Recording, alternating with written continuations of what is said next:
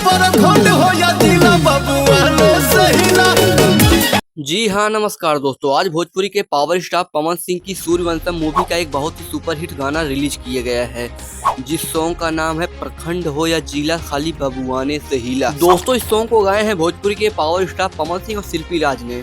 और वहीं कुछ लोग इस सॉन्ग को कह रहे हैं यह सॉन्ग जातिवादी है, क्योंकि यह सॉन्ग बबुआन नाम पे आधारित है। लेकिन दोस्तों, जो लोग ऐसा कह रहे हैं मैं उन्हें बता देना चाहता हूँ कि भोजपुरी के पावर स्टार पवन सिंह ने इस सॉन्ग में ऐसी कोई गलत बात नहीं की है जिससे यह लगे कि यह जातिवादी गाना है। दोस्तों, पावर स्टार पवन सिंह ने यहाँ पर एक छोटी सी गलती कर दी है, क्योंकि यह फिल्म का एक गाना था, इनमें इनको बबुआन का नाम नहीं लेना चाहिए था। बाकी गाने में कुछ भी गलत नहीं है, खाली सिर्फ एक छोटी सी गलती हो गई और गाना काफी ज्यादा अच्छा है, काफी ज्यादा सुपर डुपर हिट भी होगा। दोस्तों, पावर स्टार पवन सिंह का गाना तो रिलीज हो गया है।